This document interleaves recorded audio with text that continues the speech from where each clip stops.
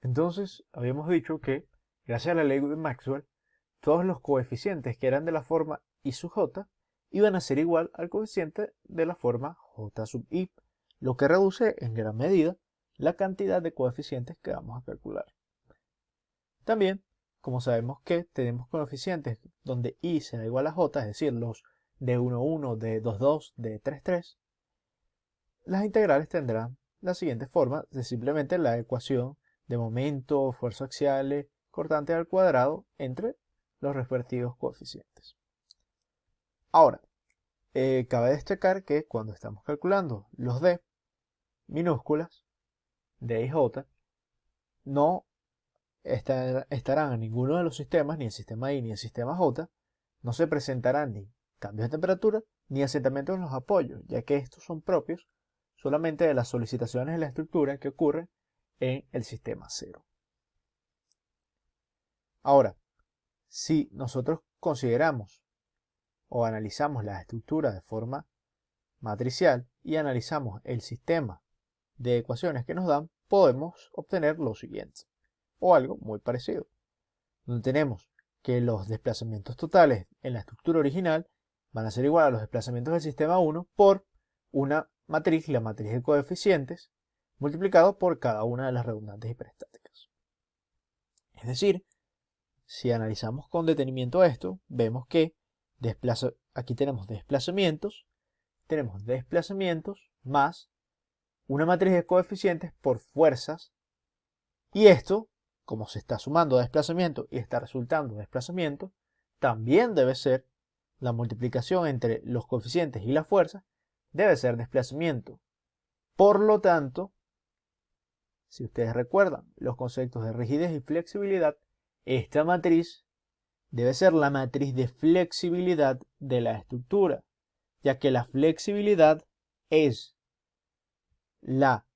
el desplazamiento que se genera debido a una carga unitaria.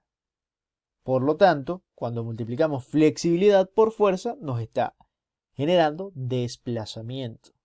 Entonces vemos que esa matriz viene siendo la matriz de flexibilidad de la estructura, y cada uno de estos coeficientes nos indica la flexibilidad de la estructura en el punto I respecto a una carga J.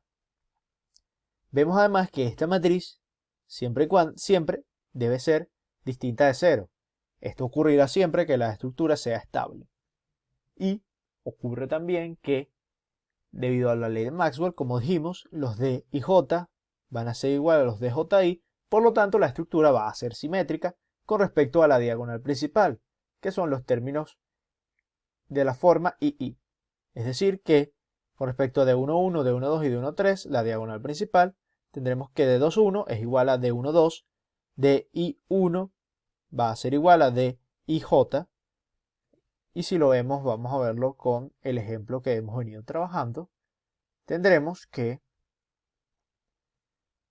D2,1 será igual a D1,2, D3,1 será igual a D1,3 y D3,2 será igual a D2,3. Simplemente por lo que vimos de la ley de Maxwell. Entonces, teniendo y pudiendo armar ese sistema, donde tendremos tantas incógnitas como ecuaciones, lo único que nos queda es resolver ese sistema de ecuaciones y obtener los valores de las redundantes hiperestáticas. Una vez teniendo estos valores, bueno, para resolver la estructura simplemente aplicaremos las ecuaciones fundamentales de la estática. Es decir, analizaremos la estructura conociendo ya las fuerzas que se aplican, calculando a través de nuestras ecuaciones de la estática las reacciones de los apoyos y haciendo el despiece, conociendo las fuerzas que antes eran incógnitas y pudiendo hallar los diagramas finales de solicitaciones de fuerzas axiales, momentos flectores y fuerzas cortantes en cada una de las barras de la estructura. Es decir, que una vez establecido este sistema, hallados los coeficientes y resuelto o esclarecidos nuestras incógnitas, nuestras fuerzas incógnitas, nuestras redundantes hiperestáticas, podemos resolver el sistema aplicando lo que conocemos de estática.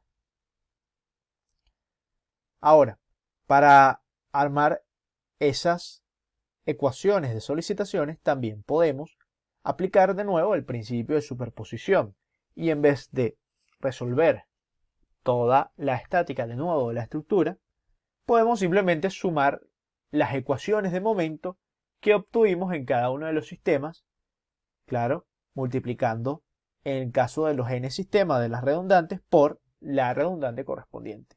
Es decir que el momento o el diagrama momento en una barra específica de la estructura original será igual al momento en esa barra en el sistema 0 más el momento en esa barra en el sistema 1 con la redundante multiplicado por la redundante hiperestática 1, que ya sabemos cuánto vale, más el momento en el sistema 2 de esa barra multiplicado por la redundante 2, que ya sabemos cuánto vale, y así sucesivamente. Lo mismo ocurre con las fuerzas axiales, lo mismo ocurre con las fuerzas cortantes, y lo mismo ocurre con las solicitaciones en los apoyos.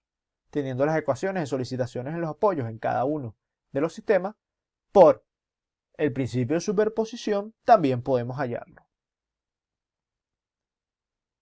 Entendiendo todo esto, ya sabemos cómo resolver la metodología para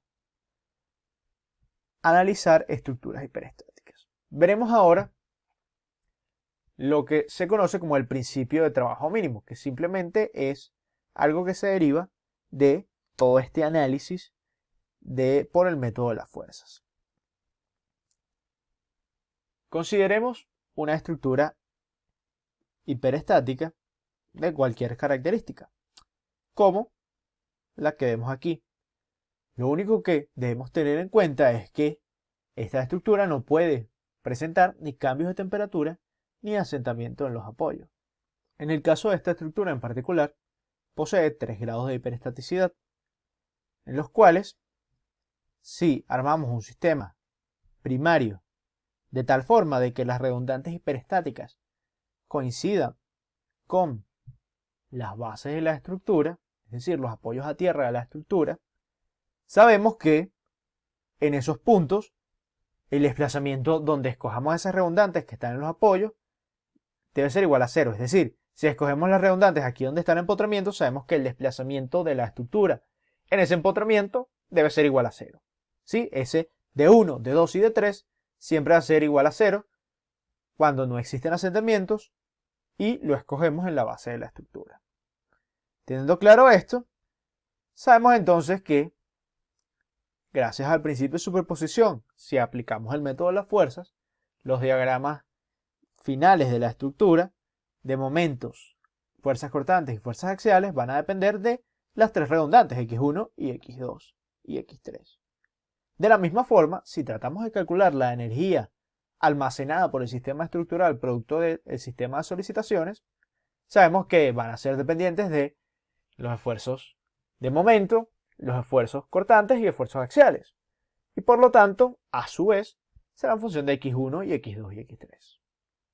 Ahora, si recordamos el segundo teorema de Castiliano, sabemos que el desplazamiento se puede calcular como la energía, la derivada de la energía en función de la carga aplicada en la dirección y en el punto donde queremos analizar el desplazamiento. Significa que el desplazamiento 1 de 1 debe ser igual a la derivada de la energía total entre o en función de x1. De 2, la derivada de la energía de la estructura en función de x2 y de 3, la derivada de la energía en función de x3. Pero sabemos además que como escogimos estas redundantes justo en los empotramientos, en el apoyo a tierra, esos desplazamientos deben ser 0. Por lo tanto, la energía debe ser un máximo o un mínimo. En general, si tenemos una estructura de n grados de hiperestaticidad y escogemos de nuevo las redundantes hiperestáticas en los apoyos a tierra, sabemos que podemos establecer n ecuaciones similares. Luego, es posible demostrarlo, no lo haremos aquí, la demostración no nos atañe ahora, que la segunda derivada con respecto a cada una de esas cargas es positiva, lo que nos dice que U es mínimo. Y conociendo esto, podemos expresar o enunciar la ley del trabajo mínimo, que nos dice que en un sistema hiperestático constituido por material linealmente elástico, es decir, que sigue la ley de Hooke, donde no están existiendo ni cambios de temperatura ni asentamiento de los apoyos, los valores de las redundantes hiperestáticas deben ser tales que siempre la energía se reduzca al mínimo, que las redundantes serán tal que la energía siempre tenderá al mínimo y su derivada con respecto a cada una de esas redundantes debe ser cero. Ahora se preguntarán de qué nos sirve entender este principio. Bueno, veremos más adelante que en casos prácticos, de forma práctica, nos sirve, nos ayuda a entender este principio y aplicarlo a el cálculo manual. Va a ver que se hace mucho más expedito, siempre que, como ya lo dijimos, no ocurran ni asentamientos ni variaciones de temperatura en la estructura.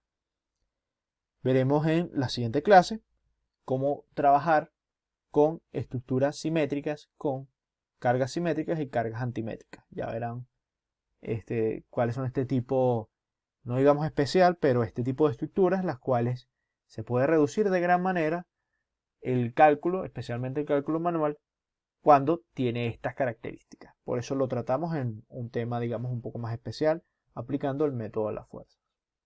Cualquier pregunta, por favor, no duden en consultar.